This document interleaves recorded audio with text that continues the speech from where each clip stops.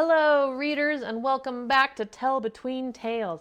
Today, I've got my top 5 book club picks for you. If you need some ideas or are looking for your next book club book, or just looking for your next read in general, I've got 5 great reads for you, strewn across all different types of genres. Don't forget to hit the like and subscribe button, and stick around.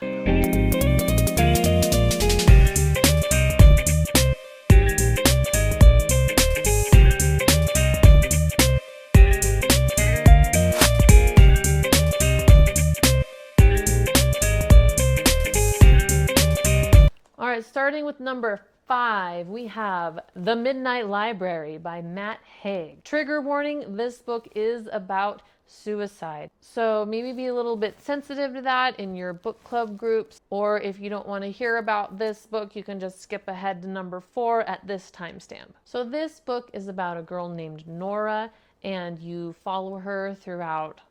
At the beginning, you follow her throughout a day in her life.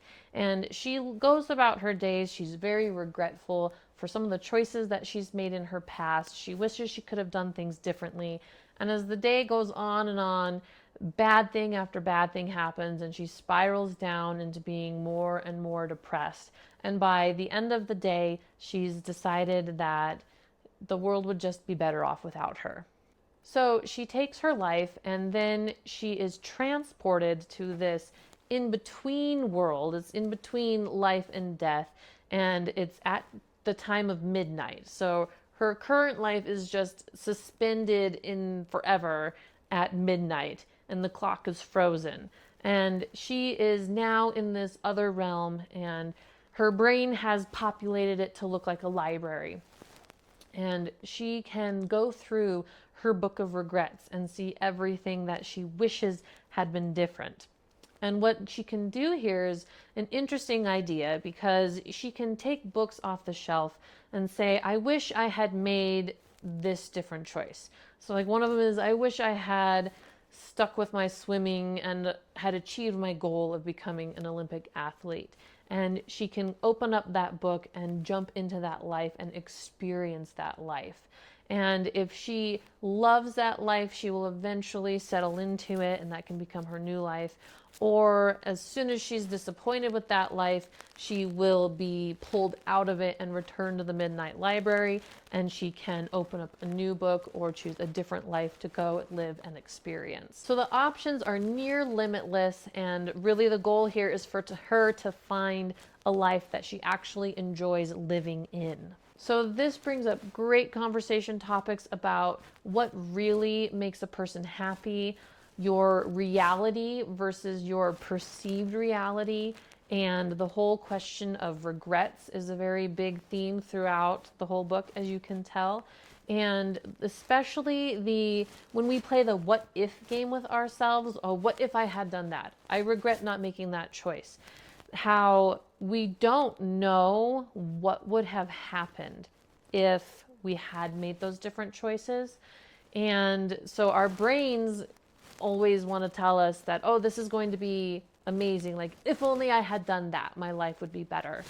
And we don't really know if our life would be better, or if it wouldn't be better, or if we would have been happier than we are now, or if it would have been a good choice, or maybe we did make the good choice, because we haven't experienced the consequences and the outcomes of that choice. And it's best not to, reflect on those what if questions. Coming in at number 4, we have The Dutch House by Anne Pratchett. This book is about a brother and a sister and familial relationships. So young Danny and Maeve, they live in the Dutch house with their mother and their father.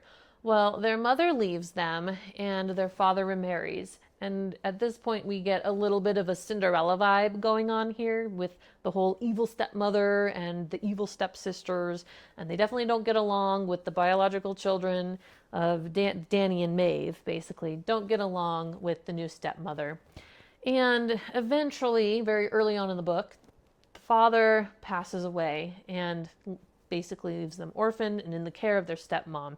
And when their dad dies, the children are ejected from the home and being forced to make their way pretty much alone in the world. And at this point, the book really delves deep into the topics of holding on to grudges and holding on to hatred and past wrongs, and how that affects you inside over time, how that affects your choices, how it affects your happiness, and really just how it affects, and it creeps through every aspect of your life for years and years and years. And it discusses the power that people hold over you when you don't forgive them. And on the topic of forgiveness, it also goes into what forgiveness is and the power of that forgiveness. And it also explores what happens if you forgive maybe a little too readily and you set no boundaries, versus if you forgive but also protect yourself by establishing boundaries to prevent yourself from getting hurt again. And it also really digs into perception, and what you think of a person may not actually be what the reality is. So this book is really great for talking about and having conversations about the power of forgiveness, what forgiveness really is, and how to set boundaries with other people when you forgive them so that you can protect yourself from being hurt. It also brings up great discussions, as you can probably tell, about grudges and what it is like to hold on to that grudge for your entire life, and how it poisons your whole perception, and it can poison many, many aspects of your life and relationships that you have with other people. Coming in at number 3, 1,000 Ships by Natalie Haynes. By Natalie Haynes. This is a great read for anyone who is a lover of Greek mythology. I am a big Percy Jackson fan. I really love reading about Greek mythology, and so I really enjoyed this book. This book tells the tale of the Trojan War entirely from the female perspective. Helen of Troy is actually a very minor character in the book. I don't know that she even has a POV. She might have one, but it seems like a lot more of the characters are just random people that are plucked out of the story or plucked out of the city. You have like a priest's daughter, like the priest of Apollo. He's got a daughter and she's got a viewpoint. You do get viewpoints from the queen and some of the princesses and some of the big players. You've got some viewpoints from the goddesses, of course. But you also get a lot of viewpoints from just the citizens as well. You even get the viewpoints from the women whose husbands left them because they had that pact about whoever won Helen's hand. If somebody took her, then all of the men would have to go and fight for her back. And so you have the viewpoint of those women as well, where their husbands left to go fight in the Trojan War. Most of the book is written in third person. You do get one first person POV. And I have to say, my favorite part is going to be Penelope's letters. They are just so snarky, maybe. They're fantastic. I love them because you get Penelope's letters all in quick succession at the end, because the book does try to take you in chronological order, but it jumps around a little bit when you get into some of the point of view characters about those who were left behind, or how the war kind of started. But all of her letters are lumped together at the end, and she's writing to Odysseus. Of course, as you know, he was coming back from the war and ended up in his epic adventure and took years and years and years to get home. But her viewpoint and her letters are such a riot to read. So this book was really well done. It was very cleverly written. I thought it was a great idea, and I think you will enjoy reading this as a great asset for any book club. So some discussions that you could bring up in this book are going to be the discussions of the different viewpoint characters. How does each one show bravery? And is it better to live after an enormous tragedy and live out the rest of your life in that? Or would it be better to have died in that tragedy? And who do you think is the braver one? And which one do you think would be harder to do? Some heavier topics are going to be, are there any rules to war? You know, if war is war and you're trying to win, is it victory at all costs? And when do you cross the line from regular war brutality into full-blown like war crimes and just over the top brutality, and where is that line? Is there a line, and when is that line crossed? Number 2 is The Giver of Stars by Jojo Myers.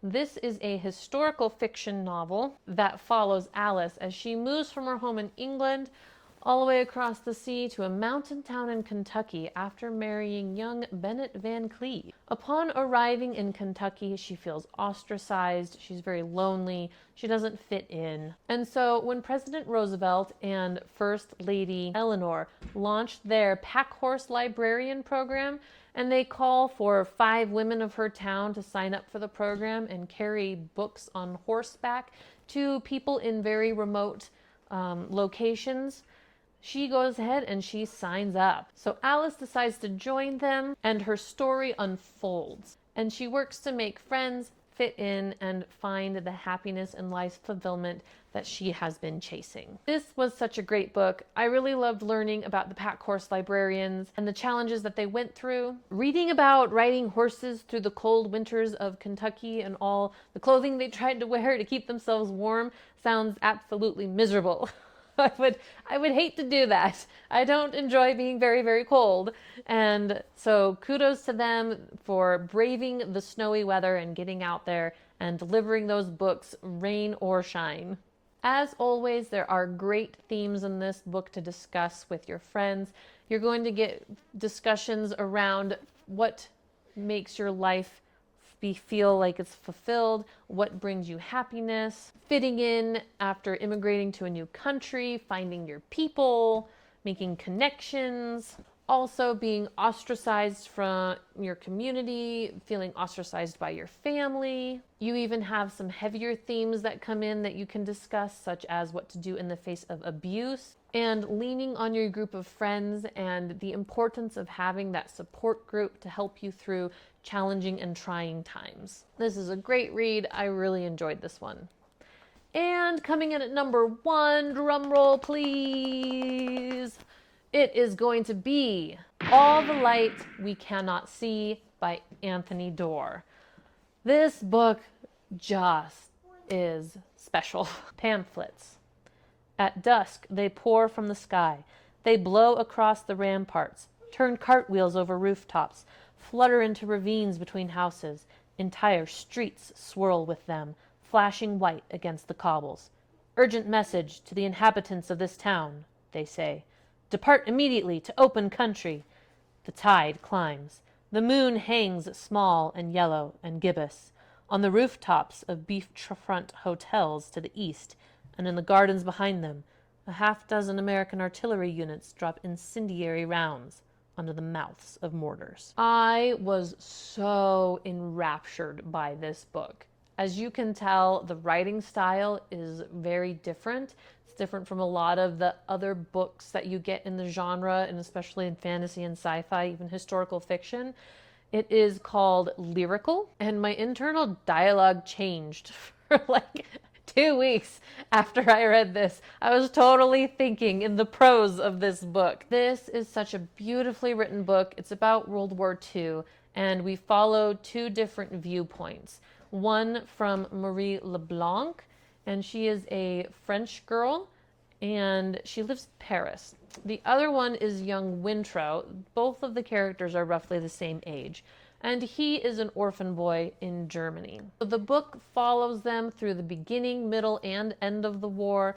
It's not your stereotypical history story about the soldiers going off to fight. It's not told from the soldiers' viewpoint perspective.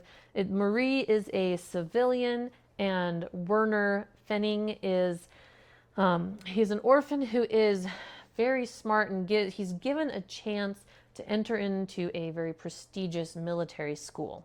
So each of these characters are trying to live their lives to the best of their ability, regardless or of the war that is going on outside. Each of the characters really get caught up in the war naturally, and they're really trying to do their best with what they've been given. And it shows how Marie's life changed and about the anxiety that she has being a civilian.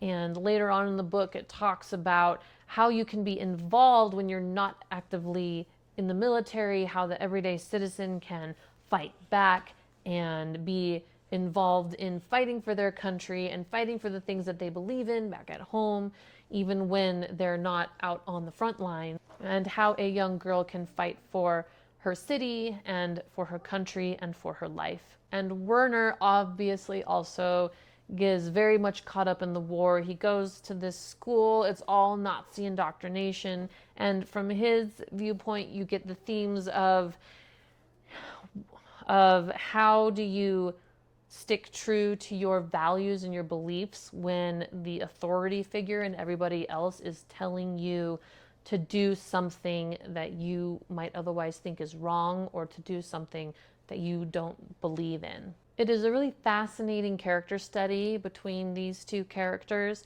and it's so beautifully written. As far as discussion in this book, you can talk about the themes of how to stand up for what you believe in when everyone is telling you that you're wrong, or how to stick to your values in really difficult situations.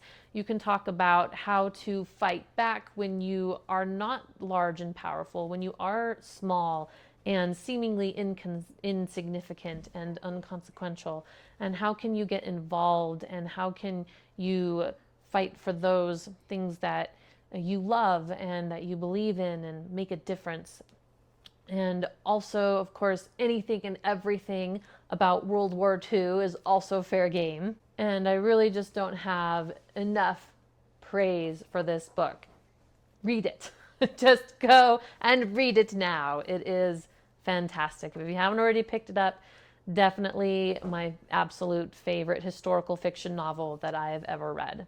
In conclusion, I hope that you were able to get some great recommendations. I hope that something on here piqued your interest. Let me know if you've read any of them. Let me know what your favorite book club books are, and write them down in the comments below. As always, don't forget to like and subscribe. Thank you very much for watching, and we'll see you next time.